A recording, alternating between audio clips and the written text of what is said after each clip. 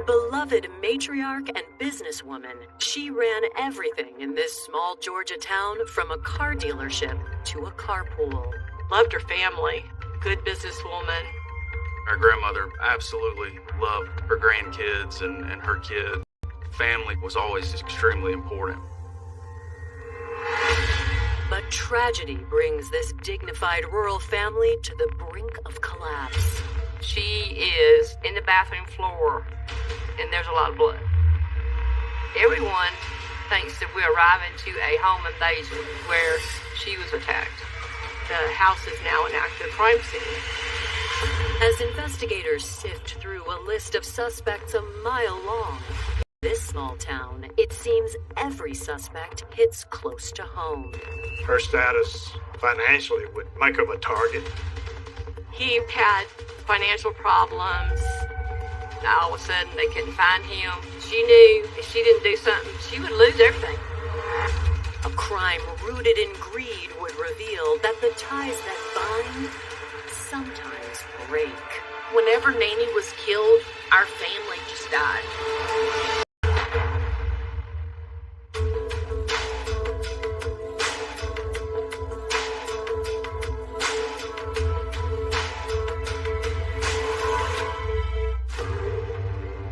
February 4th, 1991, LaGrange, Georgia. This picturesque small town's tight-knit community is nothing like the hustle and bustle of its neighboring big city, Atlanta.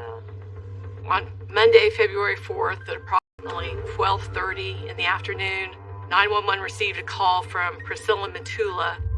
She was at her mother's home. Priscilla's mother is 66-year-old Margaret Abernathy, one of the town's most well-known and wealthiest residents. Priscilla Matula tells the dispatcher that there's been a burglary and her mother's been hurt. Her mom was not speaking and she was lying in the bathroom floor. There's a lot of blood. Her mother was injured and she needed the ambulance. I went over to check Miss Abernathy. I called the EMTs to come on in and proceed on the medical assistance. And they did, and they couldn't find anything wrong with her at first. She was alive. Bound.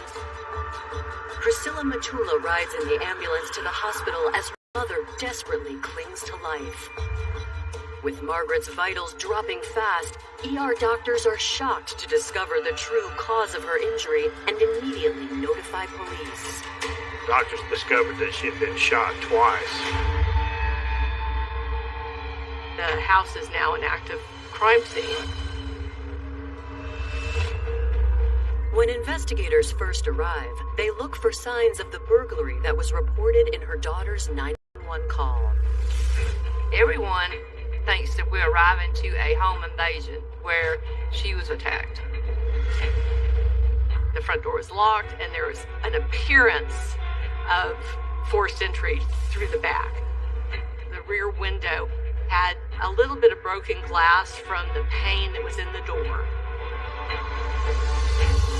When detectives inspect Margaret's room, they begin to theorize how the crime may have unfolded.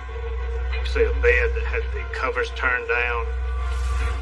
You see blood on the pillow. From the blood being in the bed, you knew that she was most likely asleep when she was first attacked, or at least lounging in the bed when she was attacked. She was able to obviously get from her bed where she had been shot. She was able to actually get into the bathroom.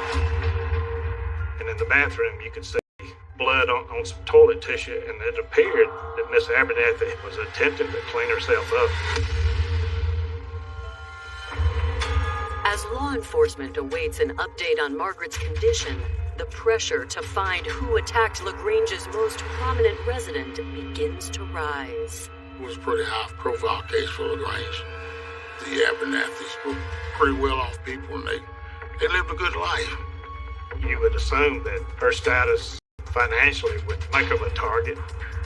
It was real important to talk to the people that knew her schedule. No stone should be left unturned to find out who was around, who had access, who had ability to commit this act.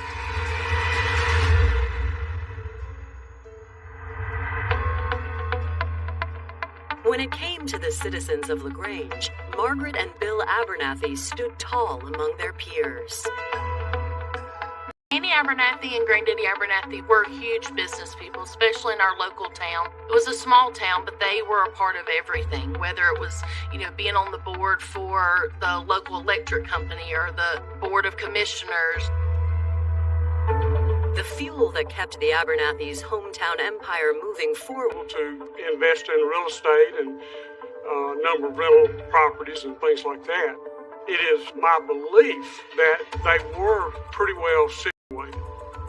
They had a farm, and I just remember Granddaddy having buckets and buckets of vegetables at the dealership that people could pick up. They were always willing to give to the town and to the people of LaGrange. The Abernathys also had 3 children who were all part of the family business: Alec, Priscilla, and Melody.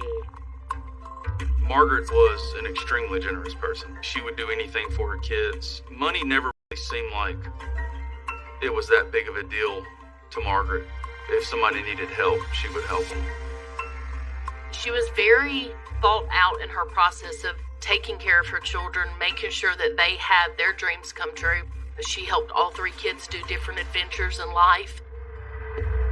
Middle child Priscilla took a keen interest in the family business from an early age. Priscilla was the most involved as far as with the dealerships.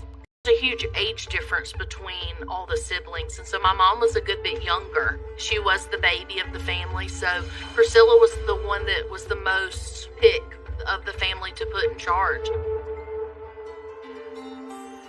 Priscilla did her part to help grow the family operation.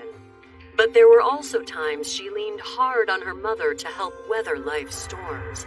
From the death of her first husband early in their marriage, to raising 2 children as a single mother. Margaret was Priscilla's support system. She really wanted to help her get through this tough time.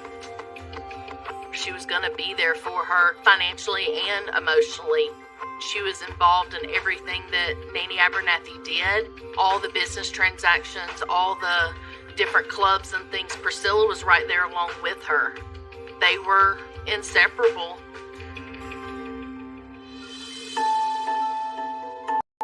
By the late 80s, Priscilla had fallen in love with a local man, Nick Matula. Nick and Priscilla get married. He steps up and becomes a stepfather to her 2 kids, and then goes to work at the family business. In 1989, the family banded together once again when the family patriarch, Bill Abernathy, fell ill. We would try to be over there a couple of nights a week. Sunday dinners were a big thing. It slowly got to where he couldn't come out of the room. His health continued to deteriorate, and he had to have a lot of assistance. A friend of the family, Diaka Andromulus, was looking for a place to live when Margaret asked him to move in.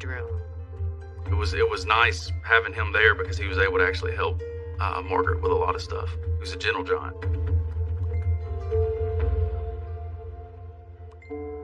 Ultimately, his diabetes led into congestive heart failure, which is what ended up taking his life. After Mr. Abernathy passed away, Diaka continued to live there with her. Margaret decides to sell the family businesses and retire. That's when Priscilla and Nick decide they want to start their own business and buy a local dealership. The problem is they didn't really have enough money to purchase the store themselves. And this is where Ms. Margaret came in. She had agreed to front the money to help them to purchase the dealership. When she committed to help Priscilla and Nick purchase the store, then she wanted to see exactly what was going on, what was being done, who was doing what. As someone who grew up in the car business, Priscilla looked more than ready to take the wheel. Nick was over the service department. Nick was very, very strong-minded. But Priscilla was very easy to get along with. She was very soft-spoken, and she was extremely friendly. She appeared to me to do a good job at what she did as the office manager. She more or less, was responsible for paying all the bills of everything, ordering materials and stuff. As the heir apparent of the family business, Priscilla relied heavily on her mother's guidance.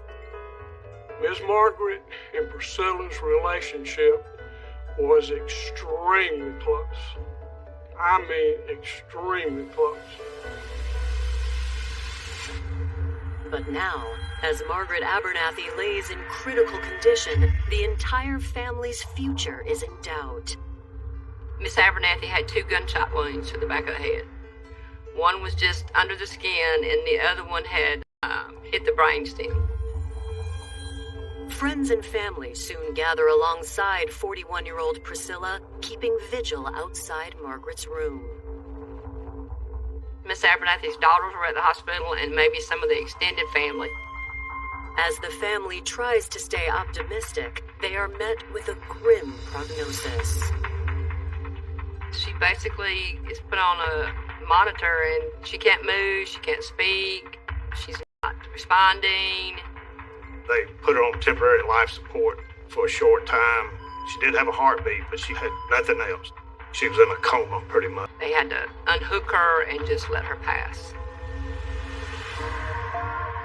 It's one of those moments you'll just never forget. When your parents call you in and sit you down on the edge of the bed and tell you they got to talk about what happened to Nanny. Margaret's death is officially ruled a homicide, and the investigation to find her attacker intensifies. My thought process was just unbelievable. Who in the world could have caused this? Coming up, detectives learn the cruel details of Margaret's attack. Margaret had at some point tried to stop the bleeding, which means there was time in between the first and the second shot. And the evidence points to someone in Margaret's inner circle. It's like somebody was trying to make it appear as a burglary when maybe it really was not. At that point, the officers knew that the crime scene had been staged.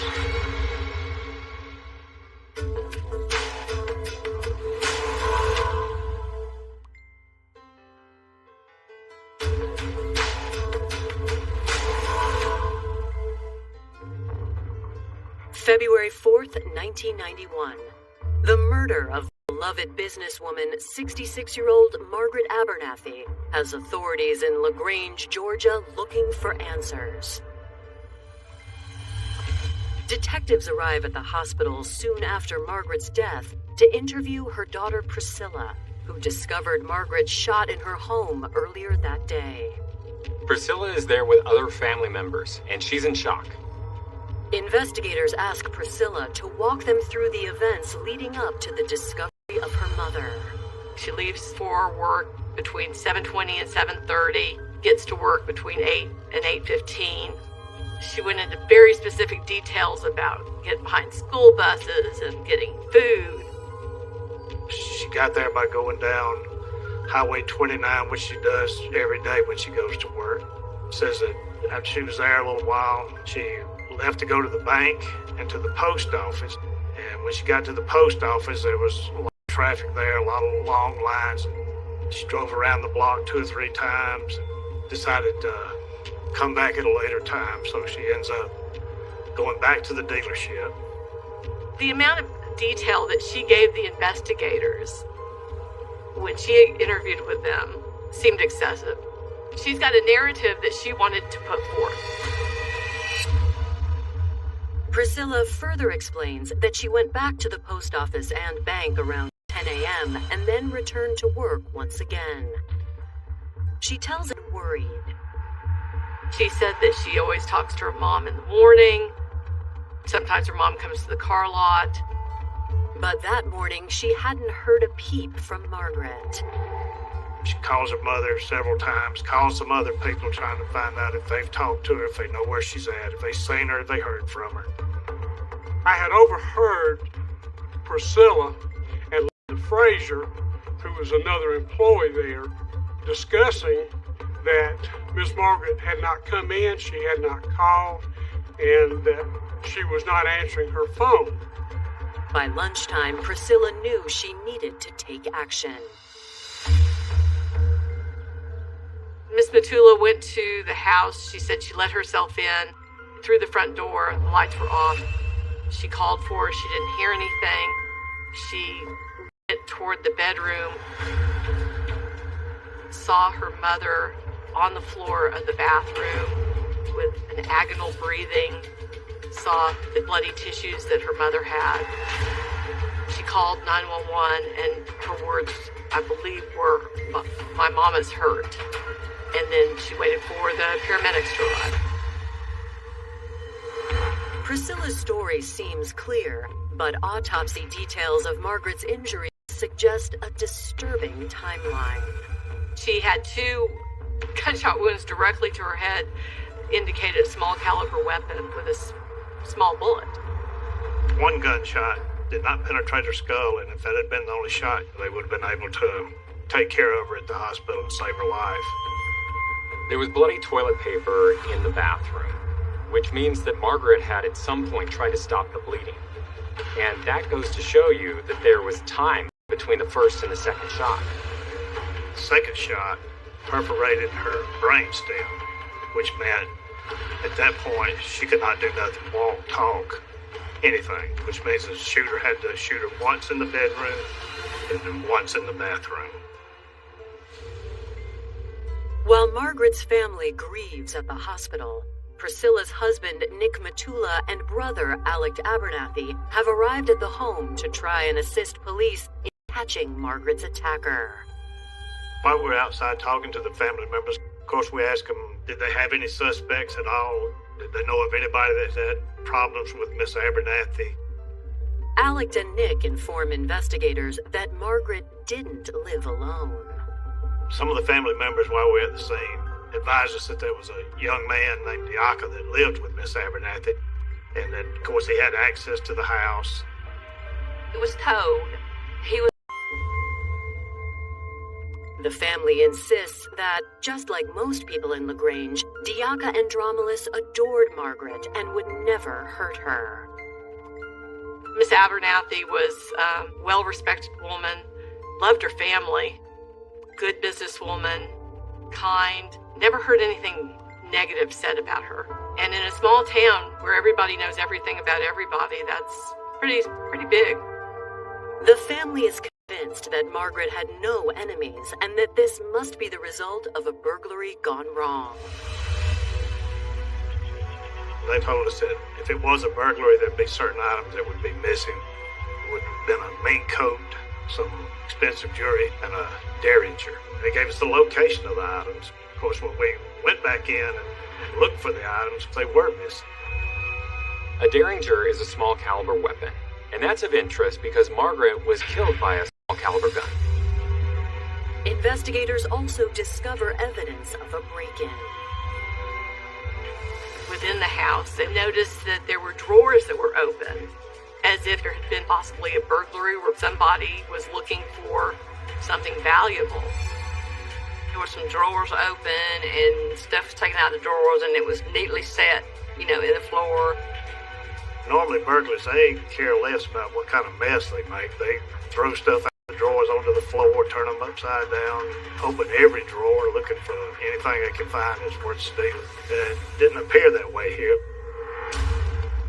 And while some valuables are missing, others are in plain sight. There was no TVs missing, no electronics were missing, no cameras, no anything. At the back door, investigators closely examined the broken glass pane where it appeared the intruder entered. But the clue itself is misleading. Most of the glass was on the outside of the door instead of the inside, which would make you assume that the glass was broken from the inside of the house. Actually, the hole was real small, as if somebody had just tapped it to break it to try and fool whoever that someone had done that to make entry into the residence. Didn't make sense. It was so small that you couldn't reach a hand through there to do anything to get in the residence. It's like somebody was trying to make it appear as a burglary when maybe it really was not. At that point, the officers knew that the crime scene had been staged. Usually, if it is a stage scene, it is a person that closely related or friends with the victim.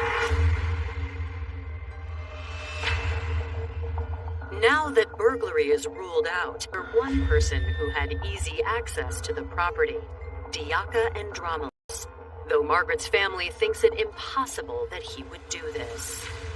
Diaka is naturally someone that police and investigators are going to want to speak with. He lives there, he has access to everything in the home, he knows where the valuables are, and he could have been there at the time of the crime.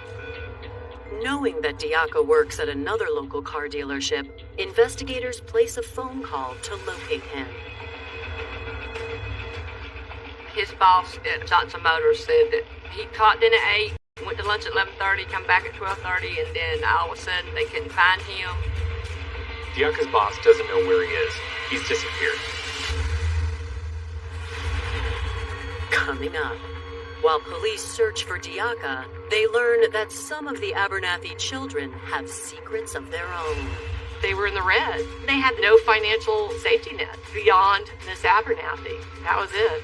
With a potential motive in hand, investigators take a closer look at a very complicated alibi. According to Priscilla, she was nowhere near her mother's house before lunch on February 4th. She lied about where she was before the shooting.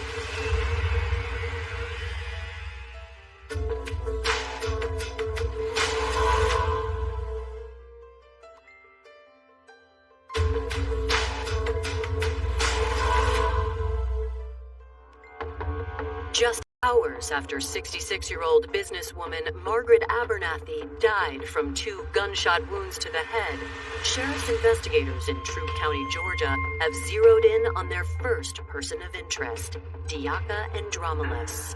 Diaka lived with Margaret, and according to Diaka's supervisor, he left the car dealership where he worked and no one knows where he is. But just a few hours later, detectives receive a phone call from Diaka Andromedus' supervisor saying that he has returned to work, and they immediately head there to interview him. He told us he didn't know anything about anything going on at Miss Abernathy's. I told Diaka that Miss Abernathy had passed, that someone had come into the house and shot her 2 times, and that she was deceased. And then, of course, we told him and he got upset. Diaka got emotional and started crying, and they don't understand what happened, and, you just can't console him. He valued her or treated her like his grandmother. I mean, he cared a lot about her, Miss Abernathy. Diaka tells them he had nothing to do with Margaret's death, but he does admit that he tried to slip away unnoticed from his job. And he didn't want his boss to know. He's afraid if he told him he went for an interview at another business, he would fire him. Investigators end their interview with Diaka and quickly check on his claim that he left the dealership for a job interview. According to him, he went to an interview at another business. Of course, the other business advised that he did come there for an interview, which sort of said there ain't no way he could have been there to commit the crime. With Diaka's alibi holding up, detectives remove him from their list of potential suspects. When they speak with Margaret's son-in-law, Nick Matula, again, this time on his own, he offers up a disturbing theory.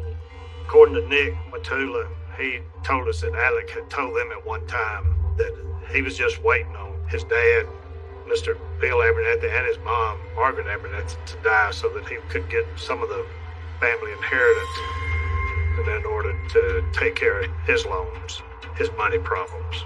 Nick was, throwing shade on Alex Abernathy.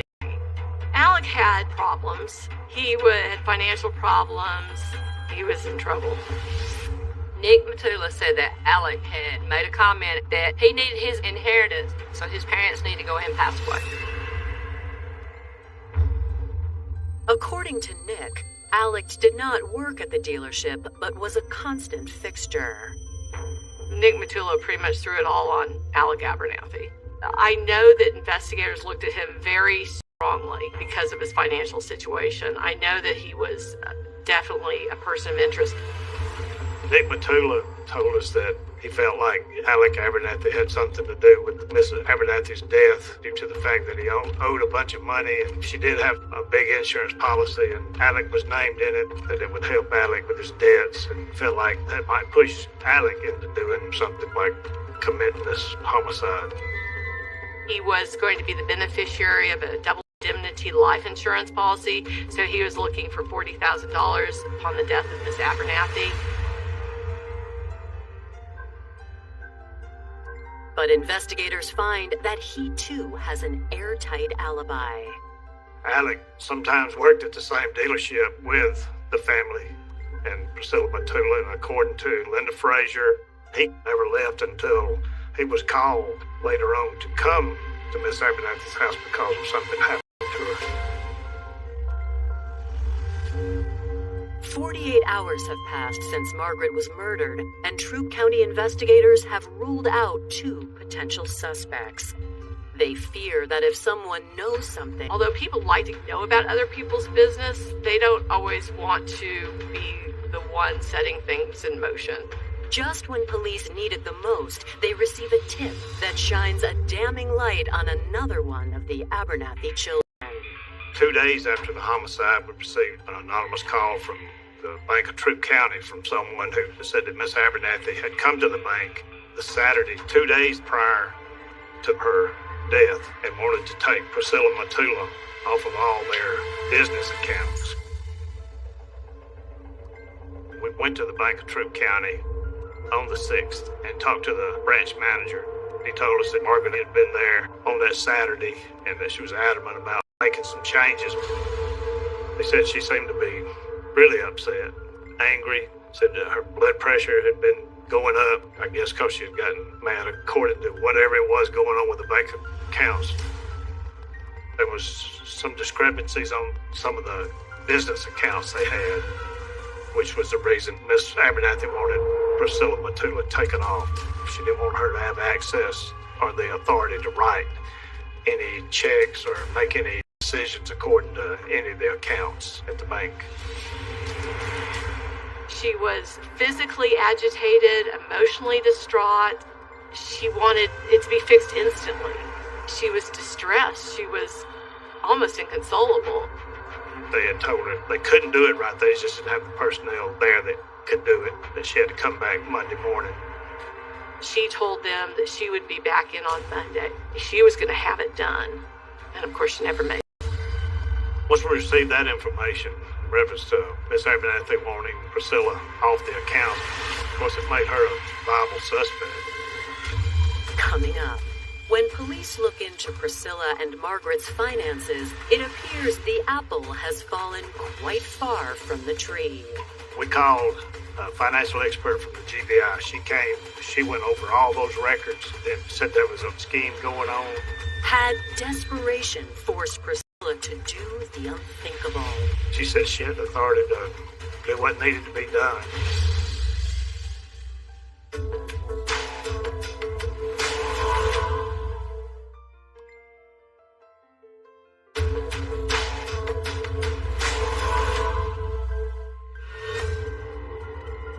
"41-year-old businesswoman Priscilla Matula has gone from grieving daughter to a suspect in her mother's murder." We went back to the sheriff's office, got a subpoena to subpoena all the financial records for the business accounts to make a determination what was this. They learned that Margaret had been very generous in helping Priscilla get her dealership up and running. Mrs. Abernathy had put up her house for collateral and a CD for collateral to allow Nick and Priscilla to purchase this car dealership. I believe that Mrs. Abernathy had given Nick and Priscilla Matula $130,000 to help them purchase this dealership, so she was already in fairly deep with them financially. When investigators look deeper, they discover Priscilla's business was in serious debt, and she had taken some illegal steps to cover it up. We called a financial expert from the GBI. She came, she went all those records and said there was a kiting scheme going on. Check kiting is basically robbing Peter to pay Paul. It's writing checks where you don't have the money to cover it. She would write a check to make a deposit, say the Troup County Bank. Then she would go to another bank and write a check to cash on that check, which was no good. This bank would cash the check for that, and they would do that back and forth. Back in the 90s, it might have took 3 to 5 days or longer for a check to even get to the bank and then, get cleared. She had kited checks in the amount of $20,000-$30,000 so that it looked to be that she had a positive cash flow at the car lot. She was showing some of the vehicles on the car lot sold that wasn't actually sold. She would say it was sold and she got all this money for it. Some of the bank statements that were coming showing these discrepancies. Police believe Margaret discovered the accounting irregularities and became convinced Priscilla was stealing from the business. I believe that when Miss Margaret found out about what was going on, Priscilla was confronted by her mother and told that she was going to be taken off of all of her accounts and that Priscilla would no longer have access to that. That's when I think this creature came out in Priscilla. She was going to cut her off, and Priscilla would lose everything. With a strong motive in hand, investigators take a closer look at Priscilla's alibi. According to Priscilla, she was nowhere near her mother's house before lunch on February 4th. But when Priscilla came in after 7 a.m. the morning of the murder. She was at the convenience store down from her mama's house, so she lied about where she was.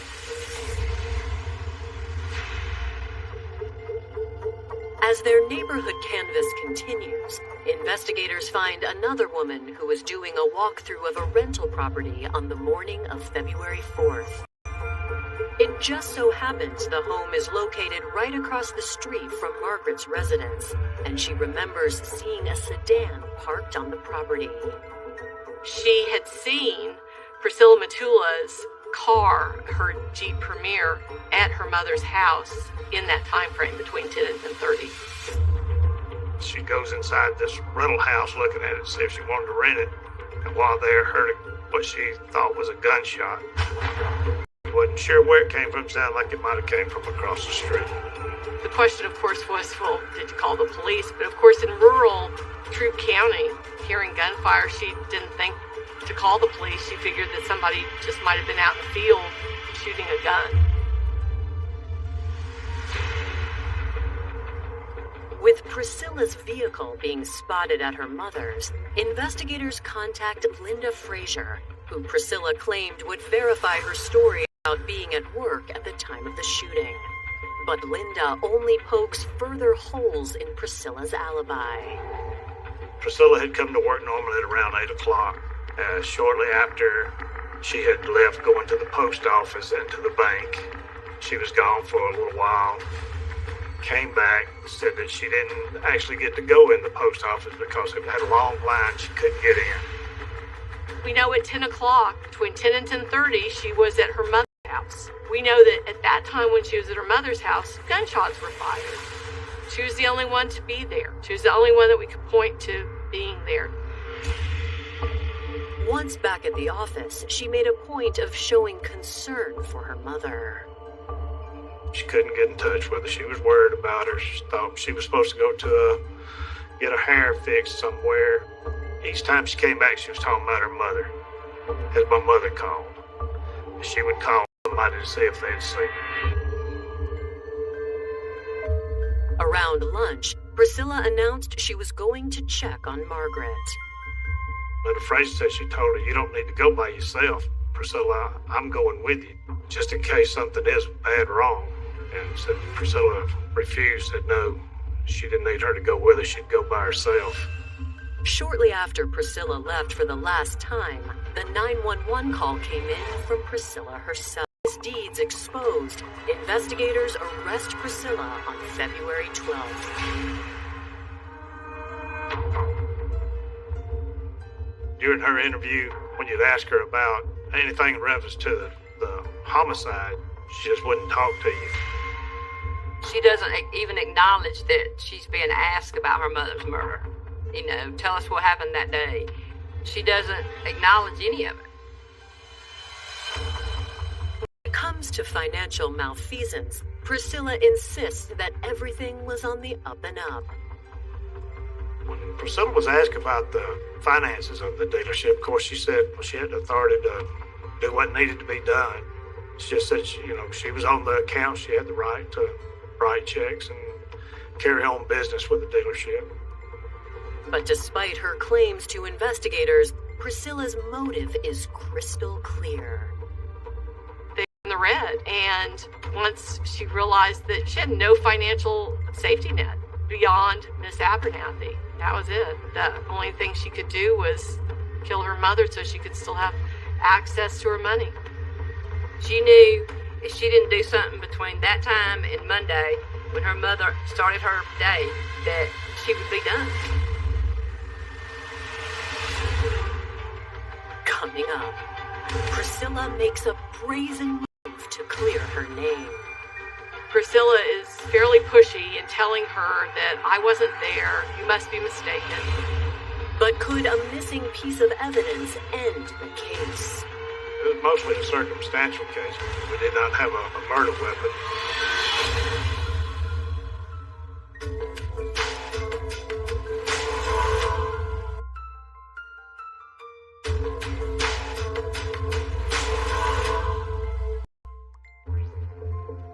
LaGrange, Georgia homicide investigators have charged Priscilla Matula with the shooting death of her mother, Margaret. As her murder trial approaches, authorities get one final piece of evidence. A key witness for the prosecution was a convenience store clerk who said that she saw Priscilla the morning of the murder. In February of 1992, she calls the Troup County Sheriff's Department. Paige Hester called us and said that Priscilla had called her. Had left a message for her, I guess, that wanted Paige to call her. Hoping Priscilla is about to incriminate herself, investigators convince Paige to call her back while they tap the line. Investigators listen in as Paige calls Priscilla at the house where she's out there. And she kept telling her, said, are you sure it was the 4th? Maybe it was another day when you saw me there. Priscilla is fairly pushy in telling her that I wasn't there, you must be mistaken. Of course, Paige Hester told her no. It was the day of Miss Abernathy's death. Priscilla was very cagey in the way she was speaking to Paige. There was no bribery, no real coercion. She was pretty much just trying to adjust her memory. Illegal happened. It was just clear that she was trying to create testimony for Paige. Investigators share this information with prosecutors who believe it will help prove Priscilla's guilt when her trial begins in August 1992.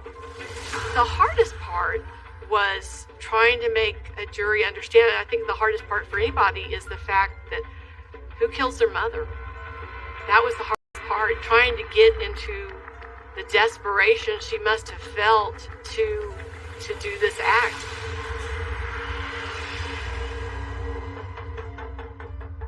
The theory of the case was that Priscilla must have been confronted by her mother on Saturday. Her mother was so distraught at the bank that had to have been conveyed to Priscilla.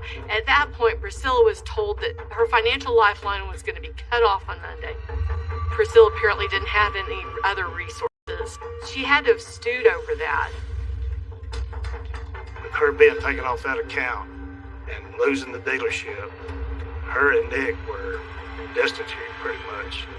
It was either make Miss Abernathy not take her off the account or stop her from taking her off the account.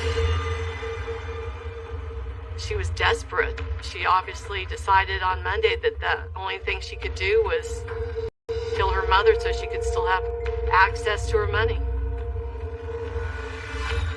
Prosecutors believe that Priscilla snuck into Margaret's home and fired a single shot into her sleeping mother's head. I'm sure she thought she had killed her at that point. She comes back a few hours later to find her still alive and in the bathroom. And instead of helping her, shoots her again to kill her. She ended up knocking one of the glasses out of one of the doors from the inside of the house instead of the outside. And of course, called 911 and reported it and acted like somebody had burglarized the house and shot her mother. Prosecutors believe that they've gone wrong. Priscilla's attorney argues that the prosecution's case is conjecture and not fact. Yeah, it was mostly a circumstantial case because we didn't have a person that actually saw her do anything, and we did not have a murder weapon that we could link to her. It's a hurdle to not have the murder weapon. It would have been nice to have been able to have a murder weapon. The hardest part was trying to make a jury understand the evidence the way I understood the evidence. On August 28th, 1992, jury announces its verdict. She was found guilty and got a life sentence. Life with parole. For those seeking justice for Margaret, it's a bittersweet moment for this once proud and happy family. I've always thought that just for that instant that Priscilla lost her mind, I believe that she probably got the sentence that she deserved. Cases where families' lives are torn apart like this, those stick with you. A daughter killing her mother is, to me, personally unimaginable. So you have to go to a really dark place to understand this. Finding out that Priscilla had killed Margaret, my aunt had killed my grandmother, somebody that I loved and cared for, with everything I had. Anger definitely is one of the first emotions that comes out. Whenever Nanny was killed, our family just died. And I don't know how else to explain it. The family events, the vacations, the dinners, all of it was gone. So for Priscilla to be gone, yeah, it was a big deal, but really everything was gone.